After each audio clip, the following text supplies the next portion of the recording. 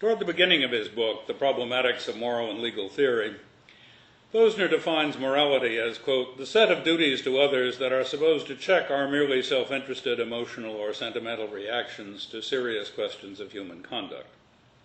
He goes on to say, quote, the genuineness of morality as a system of social control is not in question, but, he argues, since systems of social control are obviously local, so are moralities. Posner admits that, quote, there are a handful of rudimentary principles of social cooperation, such as don't lie all the time, that may be common to all human societies. But these, he says, quote, are too abstract to be criterial. To get guides to action, genuine checks to self-interest, you need thicker notions than those used to state such principles. As Posner says, quote, what counts as murder or as bribery varies enormously from society to society. So he continues, quote, meaningful moral realism is out and a form of moral relativism is in. Moral principles that claim universality can usually be better understood as just the fancy dress of workaday social norms that vary from society to society, close quotes. Up to this point, Posner and Dewey are pretty much in accord. Dewey's early reaction against both Calvin and Kant left him very suspicious of universal moral principles.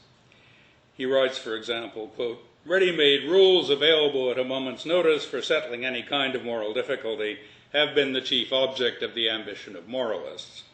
In the much less complicated and less changing matters of bodily health, such pretensions are known as quackery. One searches in vain through Dewey's work for the sort of abstract principles offered by Kant, Mill, Rawls, and Habermas, and indeed for anything that can happily be described as a moral theory. Dewey might well have agreed with Posner when he writes, quote, academic moralism is incapable of contributing significantly to the resolution of moral and legal issues. Dewey would also have agreed with a metaethical view that Posner shares with Nietzsche, Anscombe, and Bernard Williams. As Posner puts it, quote, the only warrant for believing that there is a moral law that is out there is, in the very strong sense claimed by a Plato or an Aquinas, is faith in a supreme lawgiver and in a spiritual reality as real as material reality, unquote. But it is far less clear that Dewey would have inferred, as Posner does, from moral realism being out to moral relativism being in. It depends, obviously, on what you mean by moral relativism. If you mean merely that, as Posner puts it, quote, our modern beliefs concerning cruelty and inequality are contingent rather than being the emanations of a universal law, close quote, then both Hegel and Dewey will count as relativists. So, for that matter, will Rawls. For in this sense, moral relativism is merely the denial that knowledge of something transcultural, something like the will of God or the dictates of pure practical reason, can help us decide between competing systems of social control. But when Posner goes on to say, quote, quote, it is provincial to say that we are right about slavery, for example, and the Greeks wrong, I think Dewey would demur. He would be startled by Posner's claim that, quote, the relativity of morals implies that there is no moral progress flattering to the residents of wealthy modern nations. I think Dewey would respond to Posner along the following lines. He could say, of course our judgment of our own rightness is provincial, so are all our judgments about anything, but why should the fact that we use the criteria of our own time and place to judge that we've made progress cast doubt on that judgment? What other criteria are available? If you mean simply that only nations as rich and lucky as those of the modern West can get along without slaves, you have a point. But why deny that our wealth and good fortune have enabled us to become morally better?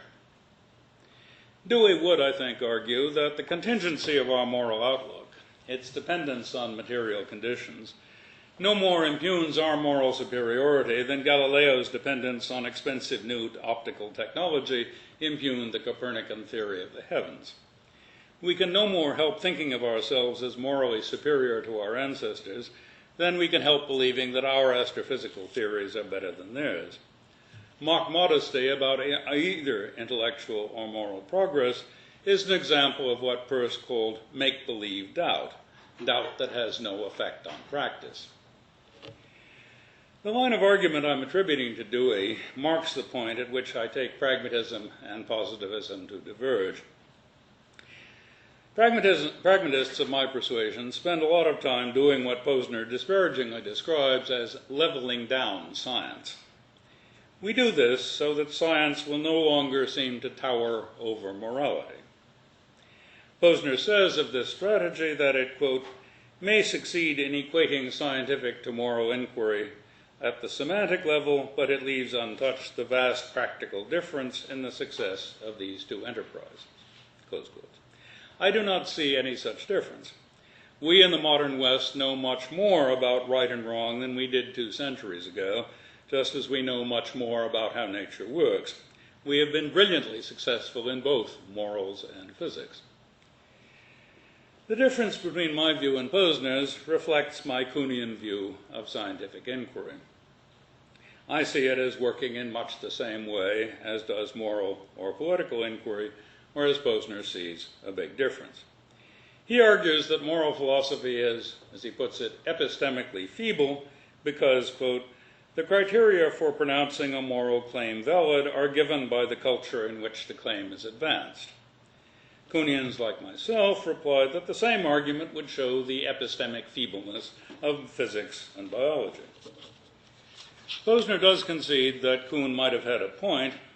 In a long sentence that I'll scrutinize in some detail, he writes, I quote, even if scientific realism is rejected in favor of the view that science yields objective results, objective in scare quotes, yields objective results only because scientists happen to form a cohesive, like-minded community, even if, that is, we accept the view that consensus is the only basis on which truth claims can or should be accepted, because consensus makes truth rather than truth forcing consensus, moral theorists are still up against the brute fact that there is no consensus with regard to moral principles from which answers to contested moral questions might actually be derived. End of quote. Posner is claiming that even if we give up the idea of truth-forcing consensus, the crucial difference between science and morals remains. I would rejoin that what remains is only the difference between moral theory and scientific theory. This difference is compatible with saying that morality and physics have made progress in exactly the same way. True beliefs have gradually replaced false beliefs. As I said earlier, I agree with Posner and Dewey that we are never going to get agreement on moral principles from which answers to contested moral questions might actually be derived. We will never have principles that bear on particular cases in the straightforward and uncontroversial way in which physical theory bears on particular observable events. But that asymmetry between physics and morality does nothing to impugn the existence of moral progress. For both moral and scientific progress are matters of agreement about practices, not about principles. Posner has remarked that even Justice Scalia would now judge the lash and the stocks to be cruel and unusual punishments, even though they were not so regarded by those who drafted the Eighth Amendment. Most of us, and probably Scalia as well, would agree that this change constitutes moral progress. One can agree with Posner that moral philosophy is of no help in providing the courts with reasons for preventing local authorities from using the lash. But that just shows that our judges have become better able to tell cruelty when they see it, even if they can't define it. I suggested earlier that the advantage of pragmatism over positivism is that pragmatists have no trouble with the idea that propositions such as the stocks and the lash are cruel punishments and there is nothing immoral about sodomy have recently been discovered to be true. They are true on a pragmatist view in just the same way that it is true that E equals mc squared. The fact that moralities are, among other things, local systems of social control does no more to cast doubts on moral progress than the fact that scientific research is financed by people hoping to get better technology cast doubt on scientific progress. Willingness to level down science in this way is, as I see it, the biggest difference between pragmatism and positivism. So Kuhn was one of the best things that ever happened to pragmatism. His work helped us to accept Dewey's suggestion that reasoning in morals is no different from reasoning in science, a suggestion Posner explicitly rejects.